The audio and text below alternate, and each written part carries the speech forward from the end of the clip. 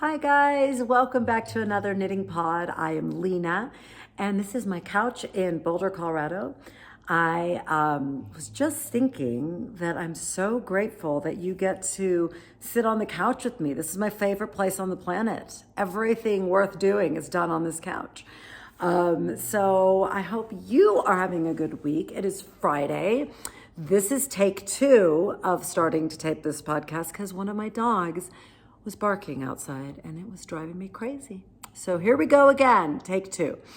I am glad you are back. I think the last time I left you, I was about to go to Dallas to visit my sister-in-law for her birthday, and I was lucky enough that the spirits colluded to make that happen. It was a perfect trip. I got to celebrate one of my favorite people. The weather has turned super nasty in Texas the day after I got back. So it was just really grateful that I was even able to make it. No kids were sick on either side. Oh, it was a dream. How often do things work out so perfectly? Not very often. So I'm super grateful I got to go. It was just as perfect as it could be. I got to get a massage and go to the spa, which is a rare occurrence. And yeah, it was amazing. I also got to do some plain knitting, which I told you last time is one of my favorite types of knitting in the world. How often are you stuck in a seat mandatorily, not able to really get up, and people bring you drinks and snacks and you get a knit? This is a knitter's dream, you guys. Maybe I need to you know where I really want to go? Amsterdam. So that I can stand outside of Stephen and Penelope and wait for Stephen West to come out. And maybe just go in and buy yarn until he does. Anyway, so I worked on my twists and turns shawl from last year's MCAL, his mystery knit along that I am proud to say I did not finish on time. No longer is that ever going to be the goal. I told my friend Sharon, who is a knitter and a knitting teacher, highly recommend making friends with a knitting teacher, never to let me do the MCAL again because it stresses me out so much. And it wasn't the MCAL that stressed me out. It was trying to finish it in 4 weeks. Who on the planet can finish a Stephen West shawl other than Amy Palco in 4 weeks, you tell me? Not me. Not gonna be me ever. I mean, until he makes like a bulky weight shawl, it's not gonna be me, and that's okay. So it went from being this like project that was hanging over my head and just making me crazy to a project that I absolutely love working on and completely accept that is going to take me a decent amount of time. So anyway, I took it on the plan. You're like, woman, just show us the project. I worked on Clue 3. I started it before I left. I watched all the videos so that I would know what, you know how sometimes it's super complicated and you need the little tutorials. So I tutorialed myself and I was all prepared for the plane and I made a lot of progress, you guys. It's all tangled up. And if I had been prepared, I would have untangled it for you, but I did not. Y'all, seriously, what a mess. Me or the shawl, I don't know which is the bigger mess. But anyway, here we are. It's kind of hard to see because it's kind of curling in on itself right now. But it's cables, it's these very cool kind of traveling like a wave. It almost looks like a wave to me. I absolutely loved this, you guys. Oh my God. I'm sorry if you've already made this and you don't need to listen to me talk about it. But, you know, there's this saying you might have heard of, practice makes progress. Who would have thought? By the time I got to like halfway, this technique of cabling without a cable needle went from being like, okay, focus, focus, focus, to just like this smooth motion. And it turned into such a fun project or piece of this project. I've really enjoyed it. You can definitely tell, I think, that I got better at it. Like, I feel like my tension evened out. which again, the magic of blocking will even, I'm not worried about it looking wonky, but yeah, it's so fun. I think I'm about maybe 2/3 of the way done with the first big strip. It's like you make these 2 strips. So this clue might take me a second because I haven't worked on it since I got home. But yes, I love it. I'm using, this color is La Bien-Aimée Cocoa in a single. Unfortunately, I couldn't find it in like a plied yarn. And then this is Blue Royale or something like that. And this is Hedgehog Fibers in Daydream. I've told you about that before, but I just wanted to repeat it.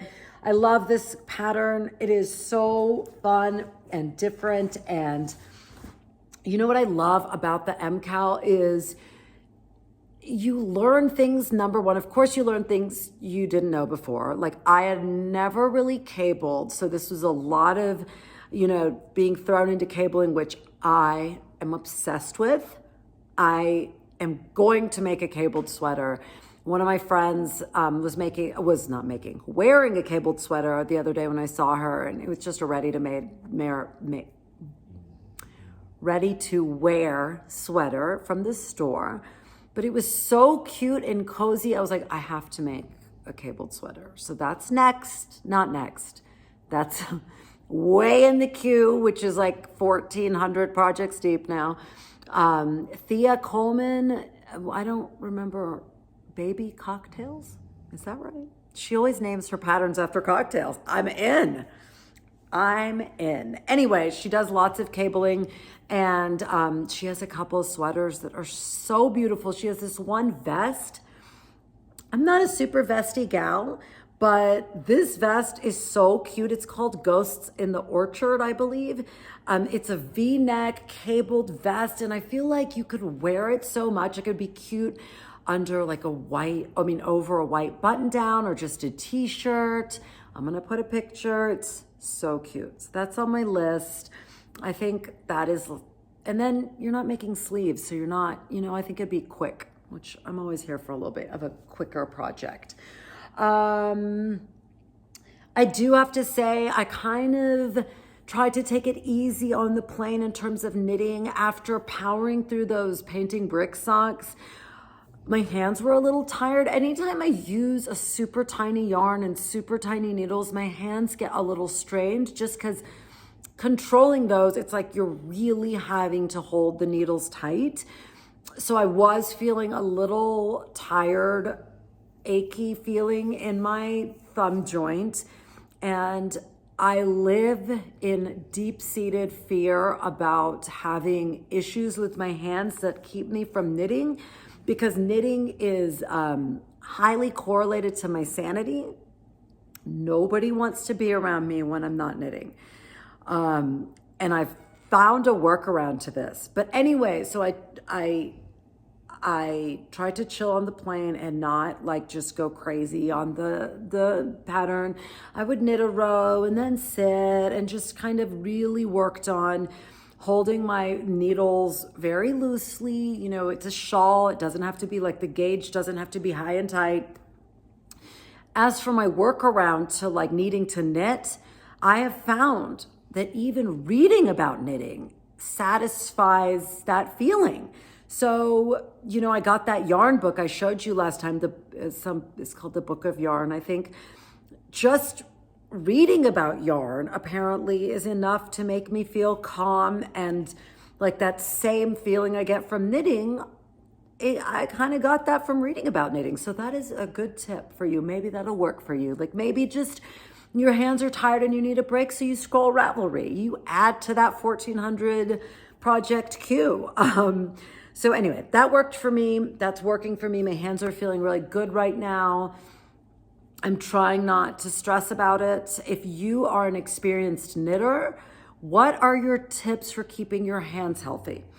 I cannot tell you how anxious it makes me to think of a time that I couldn't knit. Even when I go skiing, I'm super paranoid that I'm gonna fall and hurt my hands. So I'm not a super adventurous skier, but there is no snowboarding in my future. There's so much falling down. No, These are knitting hands, y'all. These are knitting hands. So that's it. I have not worked on my twists and turns since I got home, and that's okay. It's such a fun project. I will probably pick it up a little bit this weekend.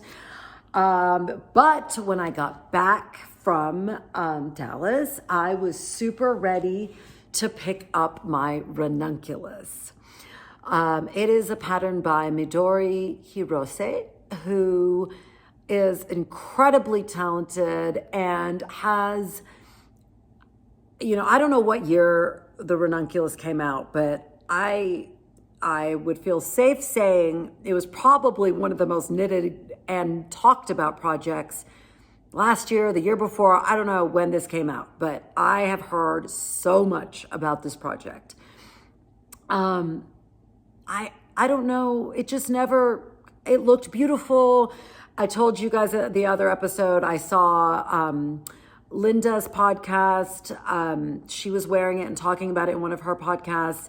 And it was such a stunning piece that I was like, I got to cast that on. You know when that happens. And luckily there was a pause where I was looking for a new project and I had the yarn and I cast it on. When I cast it on, I was still working on my painting brick socks, which, as y'all know, I got like really obsessed with. So I don't think I really had any business casting Ranunculus on when I was that distracted by the painting brick socks. So I finished the socks. I came back from Dallas. I was like, okay, time to focus on the Ranunculus. I picked it up. I knit a row. And immediately by the end of that row, I realized I was off. I was probably maybe 3 or 4 rows into the lace part of the yoke. To top down, the beginning is just ribbing and then it goes into some lace. And then I asked my friend Sharon, I was like, do you think I can fix this or just, like fudge it?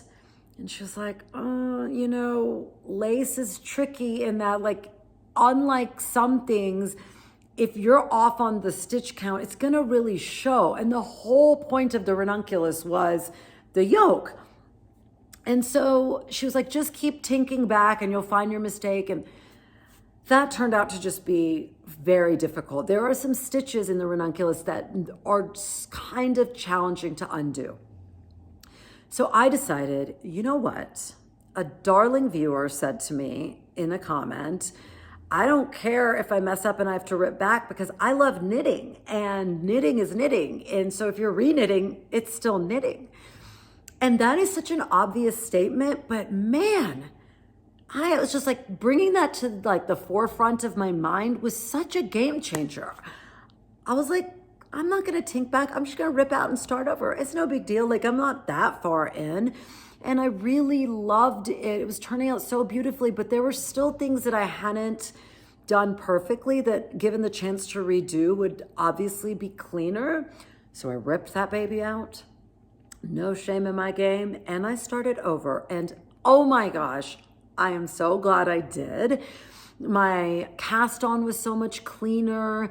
And you don't have to gauge swatch for this sweater. So, that first time through, it was like familiarizing myself with the pattern, with some of the stitches, because the stitch patterns repeat. So once you kind of get the hang of them, they become a lot easier. I have never knit anything lace.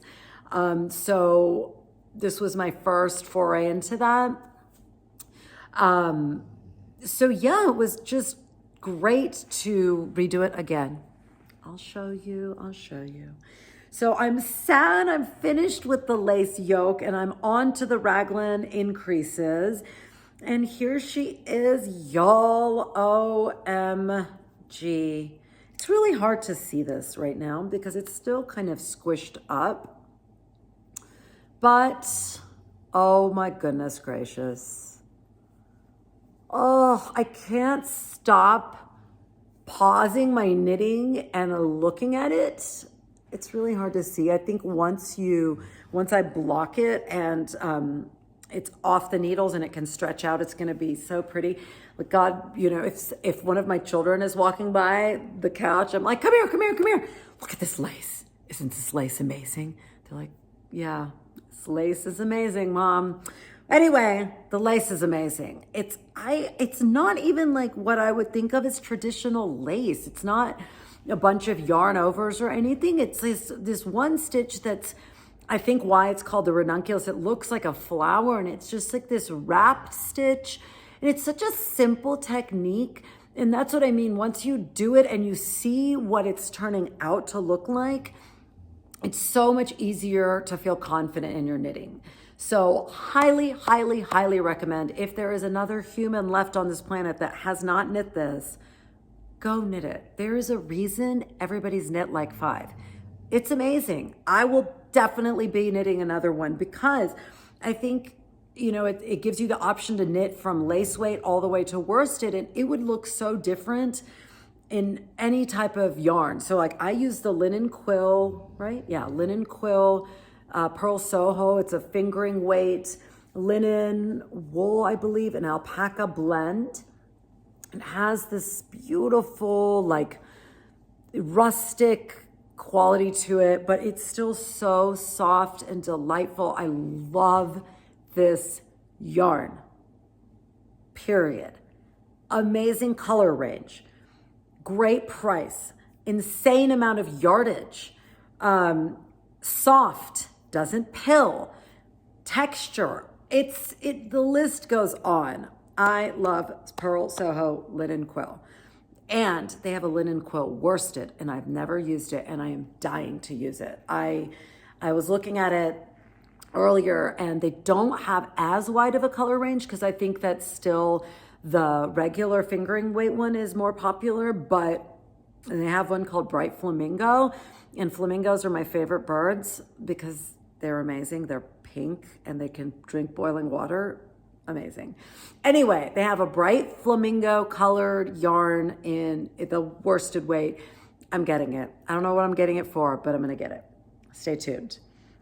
So yeah, I cannot say enough about this ranunculus. I know a lot of you are much more experienced knitters than me. I am still a teenage knitter, maybe even just a toddler knitter. Not a baby knitter anymore. I definitely am past diapers and knitting, but I am, you know, steadily making progress. But this pattern has taught me a lot about lace. And let me just tell you a few things I learned. Number 1, slow down. This is not a race. You don't need this sweater like in a week. Slow down. And I thought that it was very helpful to go and look at the pictures over and over, like zoom in, and I could see, okay, this is where I am, and this is what it's supposed to look like. As I'm knitting it, I can kind of see what stitches are creating that look, and to me, that was very helpful. Tip 2, count your stitches, not only after every row, but in many of the rows, she says, this pattern repeat equals 7 stitches. So when I would do the 7 stitches, say it was 3 knits, something, and 2 knits, I would just count in my head, 1, 2, 3, SSK, 1, 2, whatever, to 7. So I knew every time I was on track. Because if you're off track, you likely won't know till the end of the row. And if it's a really complicated row, it's going to be hard to go backwards. So these are the moments where I press pause on whatever I'm listening to, and I slow down and I really focus. And I have found that it's such a meditative way to knit, and I love it. I love knitting like that. This was the perfect like Goldilocks project of challenging enough and easy enough. Like literally not too hot, not too cold, keeps your attention. I promise, like it's just an entertaining project. I really, really love it. Yes. Oh my God, so much. I have so much love for this project. I will be making another one. What else? I'm looking at my notes because I forget. I'm like a ball rolling downhill sometimes, and I just get faster and faster. Pause. Let me make sure. Okay, so you do start at the yoke. I didn't start out as a magic loop knitter, but I am a big fan of magic loop because, you know, like with this one, This one I did not do magic loop because I kind of just found it difficult. I don't know. I found it difficult, period.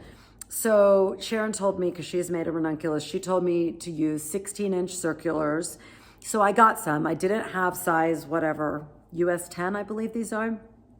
I got the 16-inch circulars, and they are so hard on my hands. I don't love them, you guys. Do you have any tips for knitting with shorter needle tips? Like, these are my Chaogus, and oh my gosh, I love these so much. Like, this is the length a needle needs to be for me to feel comfortable knitting. Like, the shorter tips just, it's just hard for me. So again, you know, I'm worried about my hands, and when I'm holding, you know, the needles awkwardly and doing kind of even just a purl stitch is a little bit more awkward for me with those shorter tips. So I felt like even though it was putting a little more pressure on my hand. And anyway, I was thrilled when I had enough stitches to move to my Chaogus. And I have to say, the difference between the Addy tips and these Chaogus, it's such a minuscule difference, I bet, but it is so noticeable to me as I was knitting. Like, the Addies have a bit of a blunter tip, and a knit two together or an SSK is just a lot less smooth. And when I put these on and that round, it was like, I just was so much more enjoyable. So if you have ever been on the fence about the Chaogus, they are the best. I can't live without them. I 100% think they're the best needle. If you are on the market, highly recommend. So what else? Nothing else. I just dropped my little, I don't want to drop stitches. That would be a nightmare. I think I might have this done soon. I am not rushing, but I would like to finish it by the end of, or I guess the middle of February, because we're going to the mountains. And I love having a new project on my needles when we go to the mountains, because I will be knitting a lot. And I also want to wear it because I think I'll wear it a ton. And I love how I know I'll be able to wear it in the winter and the summer because it's so lightweight. So yeah, that is that. I should also maybe talk to you about what I'm wearing real quick. This is the Outline Tank by Jessie Maid. I think this might have been the first garment I ever knit. Therefore, there are tons of mistakes on it, but I still love it and I will still keep it forever. I love this tank top. It's, so I'll tell you number one mistake and why I probably will not take this off is I did not gauge swatch. Didn't know the importance of gauge swatching, and this is the garment that taught me that. It is not at all the size that I was aspiring to knit. I think I was trying to knit the small, and I am a very loose knitter, and this is undoubtedly several inches bigger. It's so big. The armhole is huge. It's not my finest work, but again, I still love it. I still wear it. I think highly recommend this pattern. I would make it again in a heartbeat. It has this really fun drop stitch detail that you get a drop at the end. So I don't really remember now what created that drop stitch, but you go through and then at the end you get a like kind of rip apart to create this thing, and that's super entertaining and fun. I knit it in Hedgehog Fibers Sock yarn in my favorite colorway, which is Daydream. You already know this. It's the one I'm using in the MCAL, right? Here, more Daydream. And on top, I am wearing Andre Marie's Satellite Shawl, which I adore. It is one of my most favorite shawls. And these are my colors. You guys, these are my colors. Lavender, Gravender, and neon yellow pops. This shawl is knit out of Hedgehog Fibers, Qing Fibres, and their, I believe, is it called Dashing Sassy? Is that it? Maybe that's it. It's something like that. I'm sorry I keep moving to my ear, but the little headphones I wear for a microphone kind of start shifting in my ears when I'm talking. So that's what I'm doing all the time, in case you're like, what is this woman's problem? And this is one of my favorite yarns of all time. Qing Fibres Melted Baby Suri Alpaca. It is the softest, floofiest, dreamiest yarn you could ever find. I just am obsessed with it. So this is these brioche sections. I used the Melted Baby Suri Alpaca. And on the other side, you can see it's such a fluffy dream as a background color. And yeah, I loved this pattern. It is so much fun. It teaches you, if you are not used to knitting short rows, I think it's a fabulous pattern. Short rows are when you go across a row and you don't finish the row and you turn around and go back, it creates shaping, right? Like it can create shaping in the yoke of a sweater, stuff like that. This is a great pattern to practice that. So that's how these different sections are created that look like they're not running parallel to each other. So I highly recommend this pattern. I think it's a great pattern to build skills. It's brioche, short rows, alternating with simple garter. So you can really work on learning some new things if you're a beginner or intermediate, or maybe you've been knitting for years and you've just never done brioche. I love knitting new things in shawls because it's so low pressure. You don't have to worry about gauge. You don't have to worry about it fitting because it's a glorious swath of fabric. And if it's too big, what's too big even mean? You know, it's just more like a schlanket than a shawl. And if it's too small, it's going to be kind of scarfy. So win-win. There's no losing in shawls. I love them. They're so dreamy. So yeah, I love this shawl. I love the colors, and I know it's matchy-matchy, but it's working for me right now. That is what I am wearing. What else?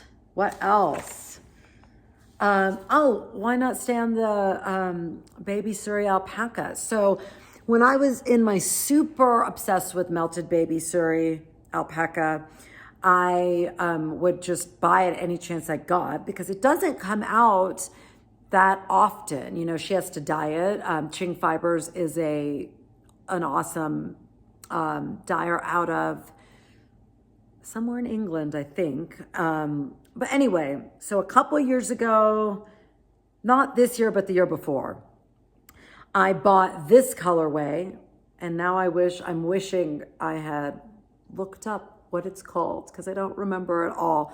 It is kind of a bluish purple with fuchsia pops and orange pops and yellow pops. It's slightly, you know, I was obsessed with this colorway, and I don't remember this either. I don't remember what this is called. This is a little more light than this one. I didn't buy much of this. I think I only had one skein, and I was trying to buy a sweater's quantity worth of it. So I picked this because it was the closest thing. This is a little bit bluer than like my perfect dream lavender yarn, but whatever, it's fine. I love it, but I have 4 balls of it. So I bought it, and the first thing I cast on was the Love Note sweater by Tin Can Knits. That's the first thing I cast out of this. And I attempted the lace, and in the first like couple of repeats, I was off, and I was like, this is not working. I'm not advanced enough for this. So I ripped it out. Then I decided I was going to make Jessie made designs, very V-neck raglan. And I started that, and it was going very well until I realized I wasn't going to have enough yarn. So I decided to be crafty and do the ribbing at the neck, the cuffs, and the hem in a different fiber that was a very similar color. And so when I started doing that, I realized it was hideous and I hated it. It just, you know, contrast can be good, but the contrast in color plus the fiber texture because it wasn't anything like this. It was just like applied wool. It just looked awful. So I ripped that out. And so this has been sitting in my stash, all 4 balls, for, let's see, over a year now, right? Yeah, over a year. And I've just been waiting for the right project to come along. And I think it did. I think it did, you guys. Jessie Made Designs Big Rib Sweater. She released it this week. You might have seen it because she's amazing and you probably follow her on Instagram. And if you don't, you should. I will pop a picture up. It is so beautiful. I have enough yarn. I love the look of this sweater, and she used a yarn, I don't remember, I think it was Woolfolk and Ritual Dyes. I think they were doing a collaboration of a fluffy worsted weight mohair, which doesn't that sound like a dream? Because you know I can't knit with like lace weight mohair because I told you my hands are pretty sensitive to that. But a worsted weight mohair, oh, and the colors are so dreamy. She did it in this beautiful baby pink, but I think they also have it in like a light kind of golden yellow and a very, very light sagey looking color. Amazing. So, so, so beautiful. And I think this will fill in perfectly because it's got the fluffiness. It's knit on bigger needles. So I don't think I'll have issues with my hands. I think it's knit on the same size needles as the Ranunculus, size 10s. I will be gauge swatching so that I don't have this situation where I have like a huge top. I'll definitely make it a little bit oversized, but I don't want it terribly oversized. So yeah, I'm so excited. Whether this is what I cast on after I finish the Ranunculus or not, I'm not sure. I love that I have the yarn, so I could just, and it's all wound up, I could just hit the ground running, but I'm not sure. I'm not sure what I feel like. I told you guys before, I'm just going with my joy with my knitting this year. And you know, that changes. What feels joyful can change. Like I really was obsessed with the pressed flowers cardigan and I really want to knit that and I still do, but I just don't know where in the queue that is. So anyway, these are fun problems to have, y'all. These are fun things to mull over in our brains, right? What are we going to knit next? But I'm finishing the Ranunculus first, no doubt about that. Is that all I have for you knitting wise? You know, I think it is because I didn't knit a lot in Dallas and then it's been a really busy week. Yeah, I don't know. I feel like I haven't been knitting as much as I would like to. I mean, I would like to knit all day long, but alas, the limitations of my physical being plus other things requiring my attention, I haven't knit as much as I want to. Hold, please.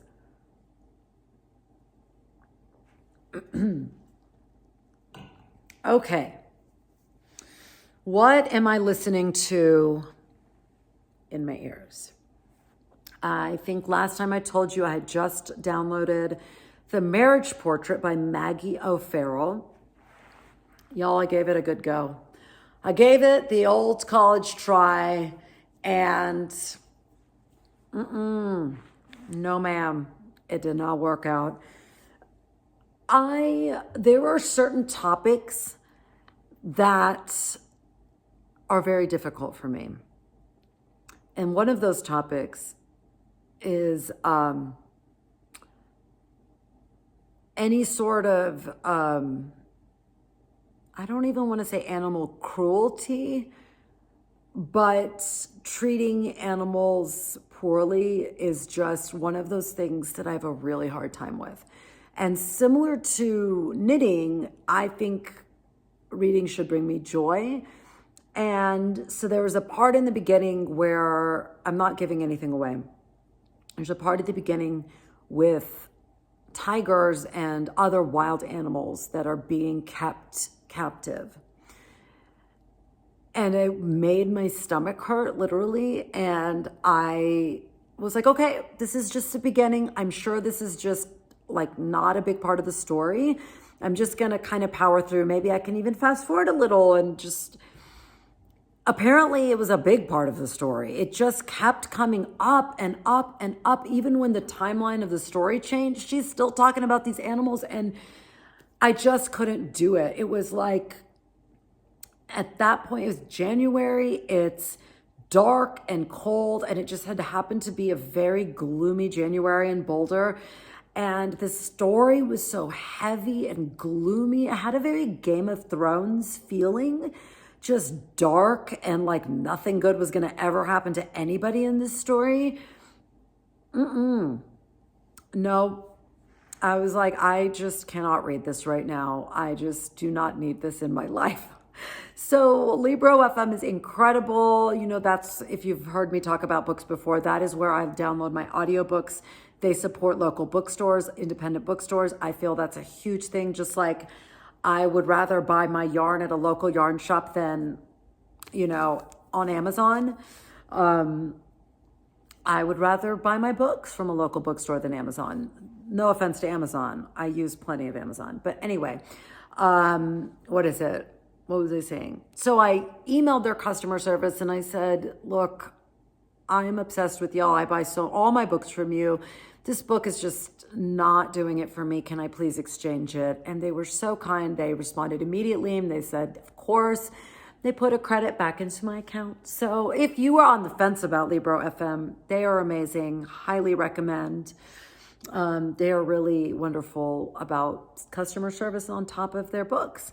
So I exchanged that book for a book called Klara and the Sun by, oh my gosh, Kazuo Ishiguro. I think that's right. I don't want to mess up his name. Oh my goodness. Where did I write that down? Anyway, yes, there it is. Sorry, y'all. Kazuo Ishiguro. He has written many books. I think this book might have won a Pulitzer Prize. He is incredible. This book is very different from the book I returned it for. So I just started it yesterday and I like it so far. I am not far enough in to make any huge suggestions or opine on it, but I will opine on it when I've, you know, gotten halfway through or so. So that is what is in my ears. And you know what I was thinking? I was thinking how I love like matching the mood of a knitting project to the book I'm reading. And wouldn't it be fun to have a knitting book club where like you pick a project and you knit and listen to a book together? Somebody please do that. I don't have enough knitting friends to do that. I mean, now I have all y'all, but I think that would be so much fun. Like somebody please make that happen in their real life. I've been raving about that book Tomorrow and Tomorrow and Tomorrow for 7 episodes now. But like that book would be so perfectly timed with something knit with Spin Cycle or like something Stephen West, because that book is so vibrant and rich. And the cover has art that reminds me of Spin Cycle yarn. It's a match made in heaven. If you haven't read it, read it and knit something with Spin Cycle while you do it. What else? Last time, okay, here's where we transition to life, okay? So if you're super done and don't want to hear me talk about life, then that is perfect. I will see you next time and we'll chat more knitting. But last time I had talked to you guys about how I was feeling about parenting and how I was just at this place of dread of my kids growing up too fast and feeling like time is just this slippery thing that I can't hold on to and that every day just seems to go by faster, and how the thought of my kids not living in my house just gives me that awful feeling in my stomach. So many of you commented and sent me messages that were so lovely and kind and amazing. And thank you for every single one of them. I read every message. I literally sit with it, and your words and your thoughts always resonate with me. You're amazing people. I have to say that. And I'm so glad I brought it up, because so many of your perspectives just made me, it didn't change the fact that I still feel this way, but it made me feel your sisterhood, your struggles, and coming out the other side of the exact same experience. There is I think she's a psychiatrist. She has a podcast. Her name is Dr. Becky Kennedy, and she talks about parenting. If you haven't listened to her podcast, I will link it below. You really should listen to it. She says you can't change hard, but you can change alone. And I just love that sentiment so much, because you can't change the way you feel. But when you're vulnerable and share the way you feel, you can absolutely change the quality of that feeling just by knowing you're not alone in that feeling. And that's how I felt about you guys. You're amazing. So many of you were further along in motherhood than I am, and said, yeah, it was hard, but it is beautiful to watch these humans that you have cultivated over the years turn into incredible adults and start to build their own lives. And I feel that now. I think there's nothing that brings me more joy than to see what my 13-year-old is becoming. It's just so incredible. And others of you reminded me that life is long, and you are expecting your great-grandchildren now, and how much joy you've had in watching all these generations unfold. And to you, I say, thank you for sharing that, because you are blessed and so lucky, and I hope to follow in your luck. Just knowing there's so much more beauty ahead, that I don't have to mourn the past. The past is always in my heart, and the future is something to really look forward to. And then there were those of you who had younger kids and were like, I am not there yet. I don't have those feelings yet. I still am in a phase where I'm struggling, that parenting is hard. And to you, I say, I hear you. Parenting is so hard. And there is a reason I'm having these thoughts when my child is 13 and not 3 or 4 or 5. 3 or 4 or 5, you're like, can you please just go to bed? Can you please just go to the bathroom and the toilet? I mean, you're in the whole, this is war. It is not for the faint of heart, parenting young children.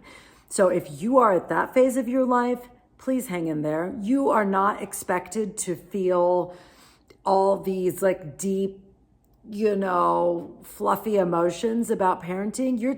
You're in survival mode. And I have been there. I always kind of think about it in terms of building a house. You're in the foundation, right? You're laying brick. You are putting the slab down. This is not glamorous work, but it's the most important work. And if you do that work right, then someday you're picking out curtains for your living room, right? But those are not things that happen at the same time. I do not remember a single day when my children were younger that I was feeling nostalgic already for the moment I'm in. Do you know what I mean? Pre-nostalgia almost. I was just in survival mode. And if I ever felt those cozy feelings, it was when they were sleeping. It was when they were in bed with their eyes closed, not talking. And then you can have a quiet moment. But hang in there.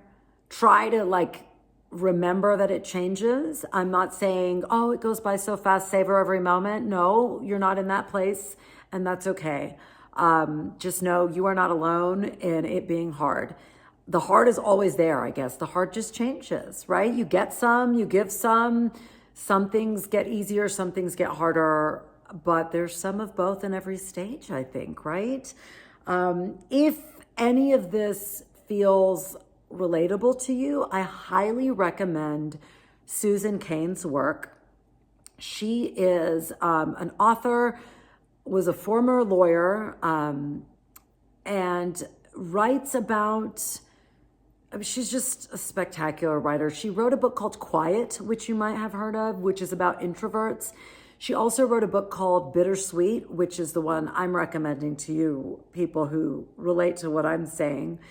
It's a spectacular book. It really makes you realize that the beauty of life is intertwined with the pain. And that's what the title is, right? It's bittersweet. There's just no way to get around the fact that parenting is bittersweet. Like I said, you're building a house and that is your child, and you know you're never going to live in that house, right? Like that house is not yours. You're building that house, and that house is literally going to be occupied by others. And if you are lucky, you get to go to that house and visit. If you are truly blessed, you will be welcome in that house, but you can't knock the door down, y'all. I think that's really, I think the best thing about feeling all these, like these feelings, these heavy feelings, is my eye is on the ball. The eye on the ball is just having a relationship. They are not going to be my trophies. They're not my trophy children to parade around like their successes. I just want a true and authentic relationship. I want them to know that they can be whoever they are in this world, and I love them in their imperfection, and I'm going to bring my imperfect self to them also. If you know Susan Cain, she has a newsletter. I highly, highly recommend her newsletter. It is called Kindred. Go to her.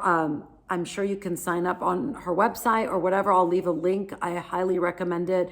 It's just such a great thing in your inbox that kind of grounds you.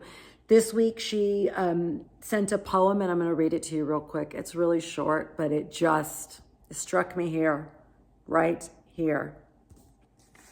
It's by Hafiz. Admit something. Everyone you see, you say to them, "Love me." Of course, you do not say this out loud, otherwise someone would call the cops. Still, though, think about this great pull in us to connect. Why not become the one who lives with a full moon in each eye that is always saying, with that sweet moon language, what every other eye in this world is dying to hear? Every time. I'm not going to cry. You can cry. I'm not going to cry. That just really gets me. So that is the end of our time together, fiber friends. I hope you have a lovely weekend. Go forth with your moon eyes. Give a little extra love. Try to really see the people you come across. And I see you, and I hope you have a wonderful weekend, and I'll see you next time. Bye.